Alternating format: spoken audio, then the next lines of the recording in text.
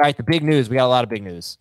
First, quarterback news. Matt Rule, they didn't go with P.J. Walker as a change. They just did because it was garbage time. But I guess he didn't exactly confirm that Baker Mayfield would be starting next week. No, he did not. After the game, he was giving the standard coach speak line of just being focused on the game that just happened and not looking ahead.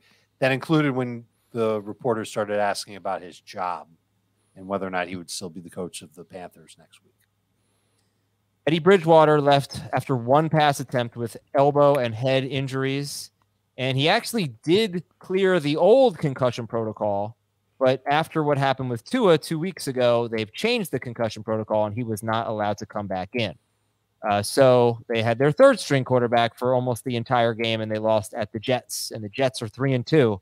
Dolphins have Minnesota next week. Damian Harris left with a hamstring injury, as Dave previously alluded to. And then here's a big one. Rashad Penny, man, what a shame. He broke his tibia, and that was in the third quarter. Ken Walker came in and had one really long touchdown run. Obviously, if he's available, Ken Walker, he's 68% rostered, so he's available. Right. Is he the biggest priority right now? Believe it or not, Kenneth Walker is a top 15 running back without Rashad Penny. I'm going to believe that next week against Arizona. I'm going to believe it the week after that against the Chargers. I'm probably going to believe it the week after that against the Giants. They play Arizona after that. What a stretch coming up here. Next 4 games for Ken Walker. Yeah, I will say this, right? Like Penny, if you just look at Penny's games so far, his PPR fantasy points were 8.7, 1.5, 7.9, and 28.7. And then obviously he left this game early. They throw almost no passes to the running backs in this offense, right? They don't really get that many carries. I mean, Penny's had 12, 6, 14, and 17 carries in his 4 healthy games. I think they combined today, the 2 of them combined for 16 carries. So I don't know. Is he better than Rashad Penny was? Because it's not like Ken Walker was taking a ton from Rashad Penny, and Penny was not a top 15 running back. I think that they may already trust him more catching passes than they did Rashad Penny. I think there is more potential for a 3 to 4 catch game along with 15 carries for Walker. And I don't think he's any worse than Rashad Penny. Okay. But I wouldn't count on – I don't think he's worse than Rashad Penny either. I think he's a pretty talented running back. I wouldn't count on that target share to be a week in, week out thing. Like, it wouldn't surprise me if 2 of the next 4 games he didn't even have a catch. DJ Dallas played more 3rd and 4th downs after Penny got hurt. 3 of them, 3 of 4 that they had. Walker obviously only played 1. So I think that you've got to look at Walker as someone who could perform, maybe be a little bit more. It's hard to say he could be more efficient than Rashad Penny. Yeah, I don't think that's fair to Penny. And Penny's really no, I don't think it is either. But I think he can do well with the workload. No.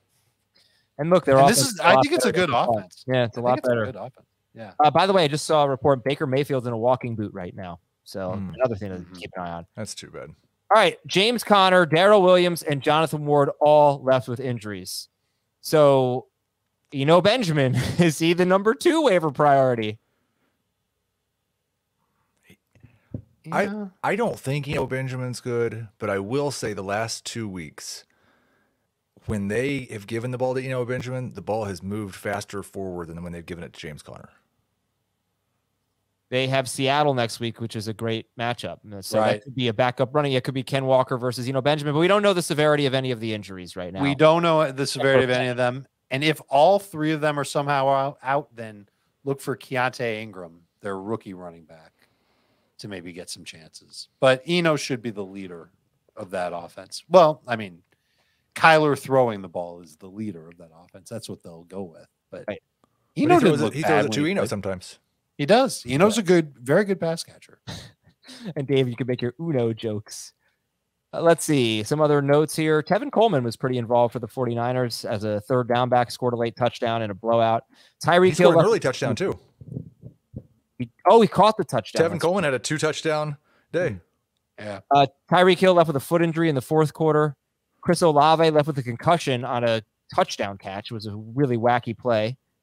Nelson Aguilar left with a hamstring injury. Dalton Schultz left but came back, and he has now had 2 straight games with 0 catches. They threw for 102 yards in a win at the Rams today, the Dallas Cowboys. Pat Fryermuth left with a concussion. So typical Sunday, a lot of big injuries and disappointing, obviously, but we'll get through it. And a lot of the times these guys come back and don't miss any time. So we'll keep our fingers crossed for guys like Damian Harris and James Conner and Chris Olave, etc.